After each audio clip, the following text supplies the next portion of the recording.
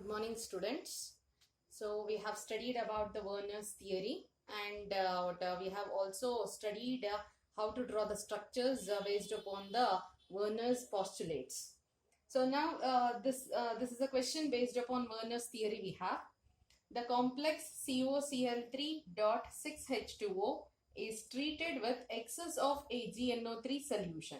3 moles of Cl minus ions are precipitated as 3 moles of AgCl. What is the primary and secondary valency of cobalt in the complex? So the question says, in the question they said that we need to find out primary and secondary valency of cobalt, and 3 moles of Cl minus is precipitated as AgCl. So we shall write the reaction. So if 3 AgCl has to be formed, we know that. So it will be formed by the treatment of AgNO3. So AgNO3 has to be treated with the complex. Then only we are going to get 3 AgCl. So that means that it is 3 here. So if 3 AgCl, 3 Ag plus we had written. So from this we'll get 3 Ag plus ions. So 3 Cl minus we should get it from the complex. So if you have to get 3 Cl minus, then the complex is COCl3 6NH3. So in this complex, so all the 3 Cls should be coming out as Cl minus, should be ionizing as Cl minus. That means that all the Cl ions should be outside the bracket only. That is nothing but it should be present as counter ion only. Then only it can come, then only it can dissociate as 3 Cl minus. So it is like this, NH3 6. So this is the complex. If it dissociates, then it forms CO NH3 6 3 plus 3 Cl minus. 3 Cl minus. So we got 3 Cl minus, which is outside the bracket. That will be coming out as 3 Cl minus. This 3 Cl minus combines with 3 Ag plus here. 3 Ag plus, which is going to form 3 AgCl. I hope it is clear. So that means that this is our complex now. So we need to find out the primary valency and secondary valency. Primary valency we need to find, and secondary valency we need to find. Secondary valency already we know. Secondary valency is coordination number. So this is the coordination number. So secondary valency is 6 for cobalt. Next, primary valency. Primary valency is nothing but it is the oxidation state. So we shall calculate the oxidation state. X plus 6, 0. It is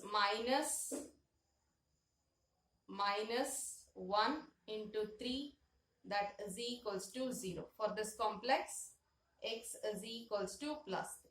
So the oxidation state of metal is plus 3. So the primary valency of cobalt is plus 3. Or 3 is the primary valency and 6 is the coordination number or secondary valency. So this is our answer. This is how we have to calculate primary valency and secondary valency for the compound. So this is the first question we have done. We shall move on to the next question now. Next question. What is the secondary valency of the complex platinum Cl2 2NH3 in which no AgCl is precipitated is formed when it is treated with AgNO3 solution? When this complex is being treated with, when platinum Cl2 2NH3, this complex is being treated with the AgNO3 solution, so there is no reaction. So AgCl is not formed there. So that means that, so there is no reaction. That means that, so Cl are not outside. Cl ions are not present as the counter ions. All the Cl, whatever is there in the complex, all those Cl ions are present as ligands itself.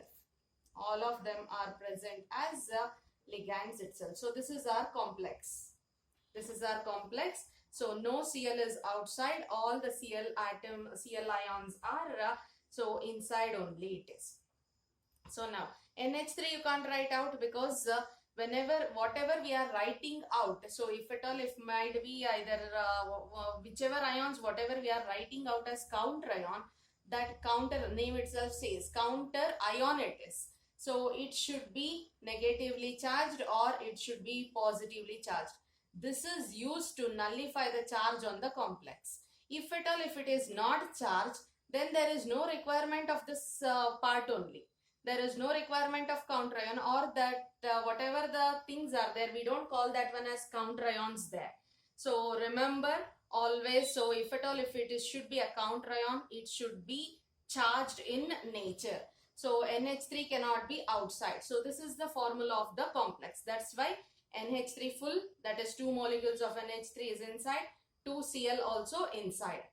So if you check in this, the oxidation state, we shall see oxidation state of platinum is what X we have taken 2, each one with -1 charge. For Cl it is 2 ammonia, it is a neutral molecule, that is equals to 0, no charge, so 0.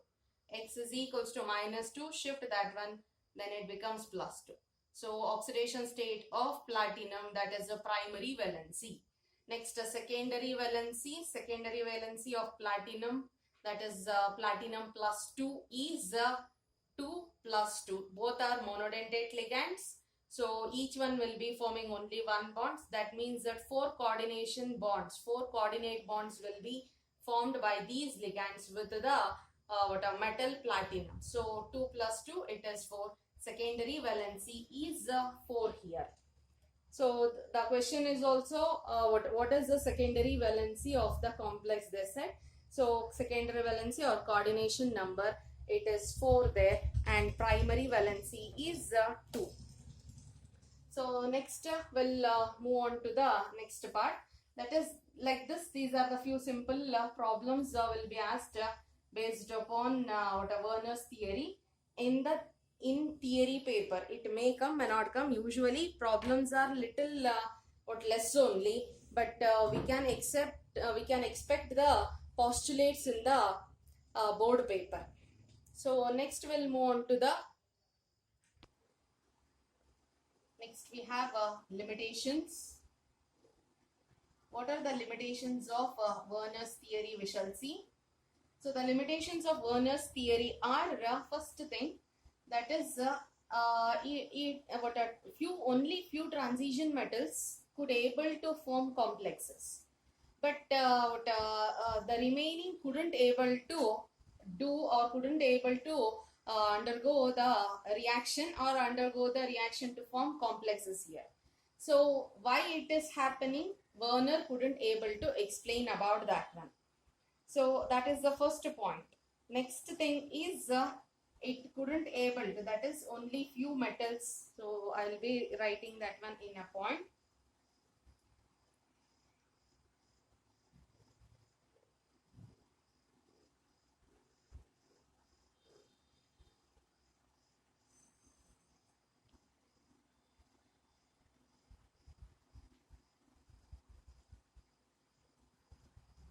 That only few metals form complexes. Then the second point is a ligand only, it couldn't able to explain how the ligand satisfies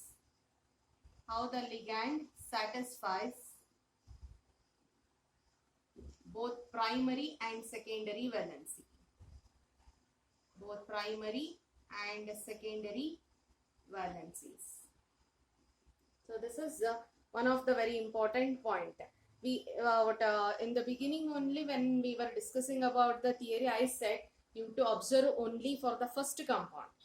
That what a compound I had written CO NH36 Cl3. So all the postulates, whatever it was based upon this compound itself. Where in the next compound we have CO, Cl, NH3, 5 and Cl2 outside. So this is the ligand which satisfies both primary valency also and it satisfies secondary valency also. It couldn't able to, Werner's theory couldn't able to explain that one. So the entire postulates was based upon these compounds itself. But at the end they could able to give the structure. But the thing is the postulates were based upon that one and the explanation for this one was not given. So that was one of the drawback in this theory, and it couldn't able to explain about the electronic interpretation of formulation of complex ion. That is how the electrons have been arranged around the central metal. That it couldn't able to explain, and it also couldn't able to explain about the magnetic and optical properties of magnetic and optical properties of complexes.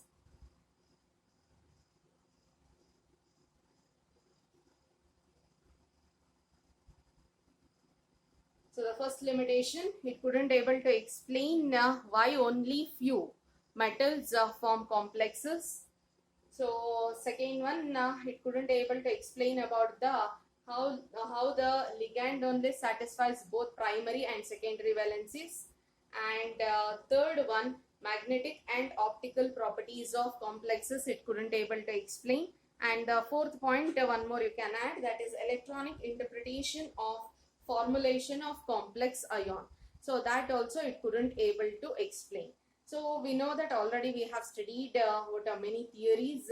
So if at all if these many drawbacks are there, so few scientists will come to overcome these limitations with their new theories. And their new theories, those new theories are VBT we have.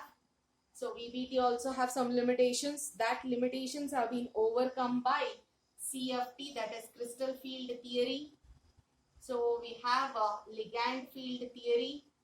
After that we have MOT, that is molecular orbital theory. So each one with few limitations there were. So those limitations have been overcome by the next next theory. So likewise the subject will go on improving from one theory to another theory. It has limitations. It doesn't mean that it had not helped us in understanding the complexes. It had helped and it has formed a very basic thing, and it had taught us the basics of coordination compounds. But few limitations are there. Whatever the good things were there, whatever the stuff was there from the Werner's theory, we have used that one and we are going to use further also in these theories. But these limitations will be overcome by these theories. Now we'll move on to the next theory, that is valence bond theory. Valence bond theory.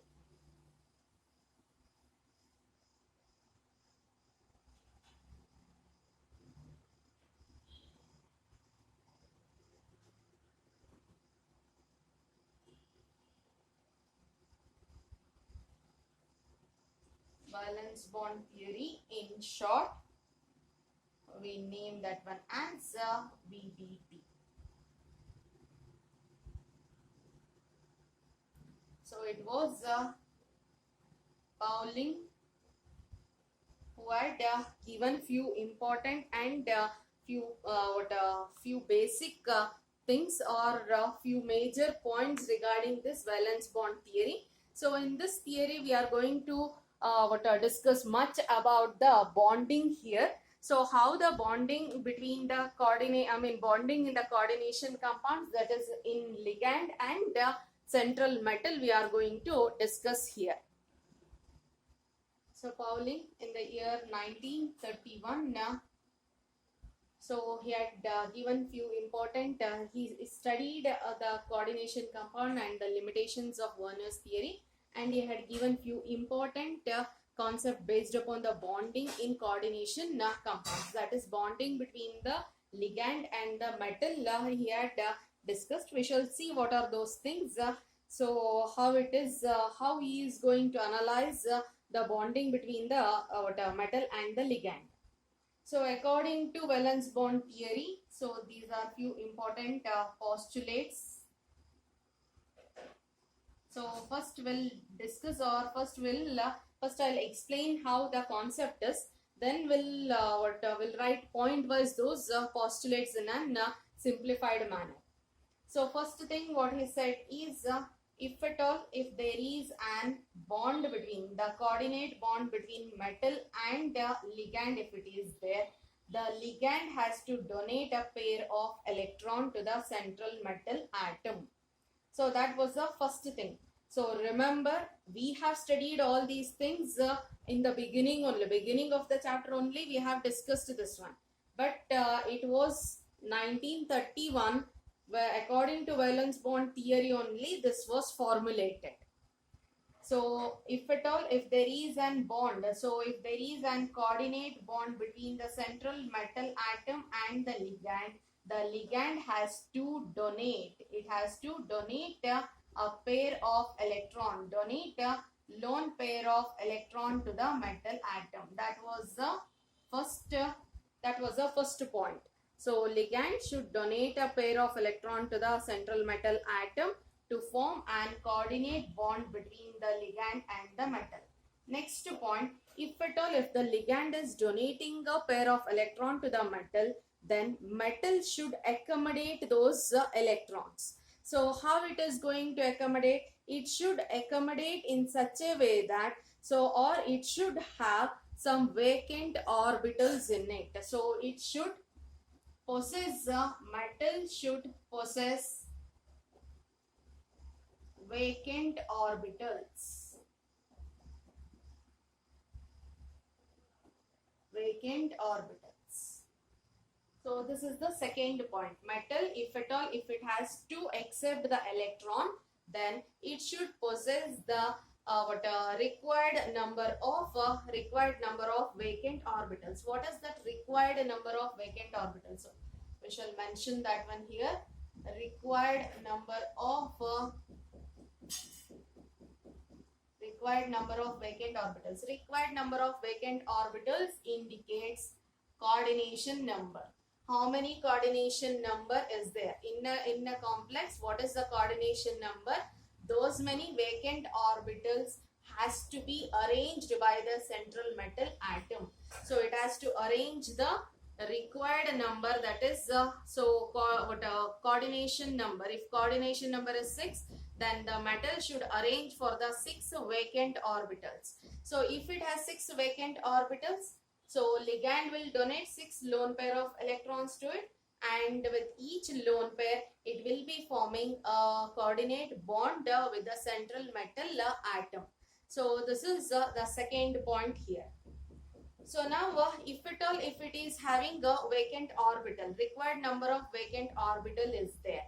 So that is also not sufficient. So required number of vacant orbital, and it should also, all these vacant orbitals should possess equal energy. So all these orbitals should be in equal energy. So when it comes to equal energy, we'll write, we have seen all are in D block only. So we know that inner orbitals doesn't involve in the bond formation. Only the valence electrons and valence orbitals will be involved in the bond formation.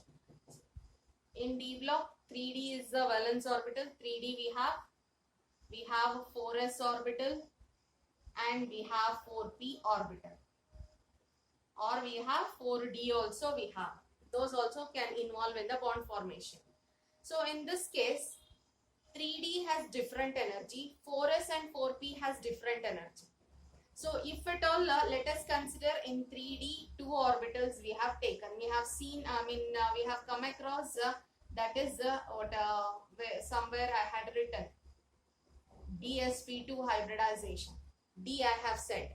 So that means that the D is from 3D. DsP2. So if at all, if this is the hybridization, DsP2 hybridization, so in this case, these orbitals will be involved. If these orbitals are involved, all the 4 orbitals are with different energies. Then, so what we have to do is, we should make that one equal. We should, these orbitals should undergo hybridization. Hybridization is the only possibility where the orbitals will be with equal energy.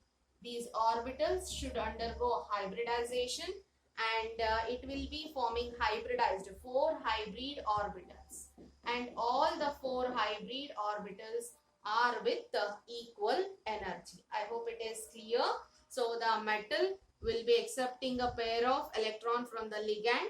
So ligand will be donating a lone pair of electrons to the metal and forms a coordinate bond. So if at all, if metal is accepting the electron, then metal should possess equal number of vacant orbitals. Possess a required number of vacant orbitals, and all the vacant orbitals should be with equal energy. So if at all, if it has equal energy, then these orbitals should undergo hybridization. So we'll complete. These orbitals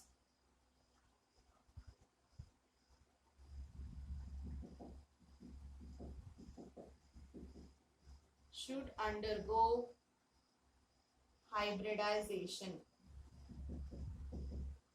It should undergo hybridization and form hybrid orbitals.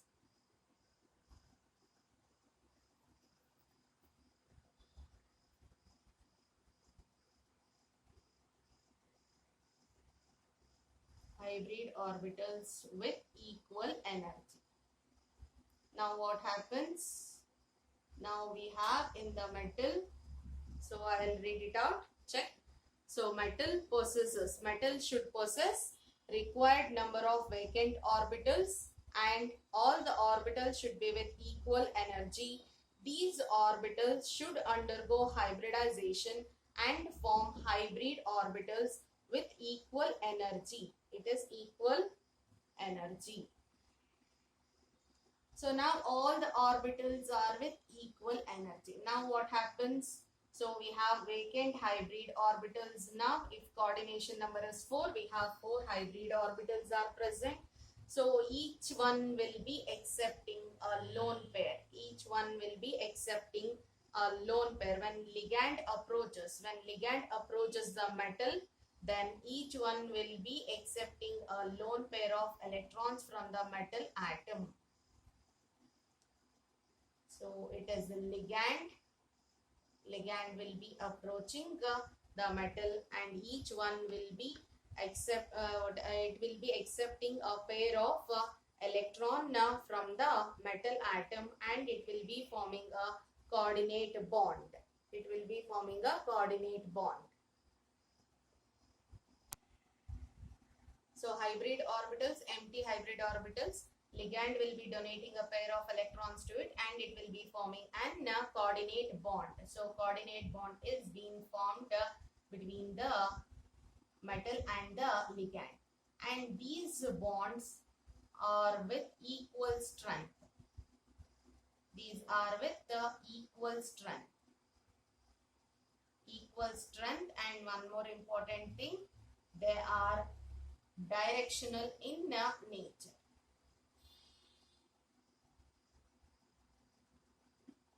Equal strength and directional in nature.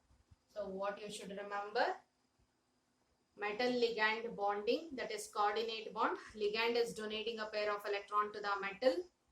Second thing, so if metal has to accept those electrons, so ligand is giving the electrons, metal should accept those electrons. So to accept those electrons, metal should possess required number of vacant orbitals. That required number is coordination number. If coordination number is 4, then it should possess 4 vacant orbitals. If coordination number is 6, then it should possess 6 vacant orbitals. and all those vacant orbitals should have equal energy. How the orbitals will get equal energy? Orbitals will be getting, if at all if it is in the same same subshell, then it will have same energy. But if at all if the orbitals are in different shells, that is 3d, 4s, 4p and all, obviously they'll have different energies. So to make it equal energy, these orbitals should undergo hybridization and form hybrid orbitals, and those hybrid orbitals always will be with equal energy. So those hybrid orbitals will accept the electron from the ligand and it forms a coordinate bond with equal strength. The bond strength will be equal and they are directional in nature.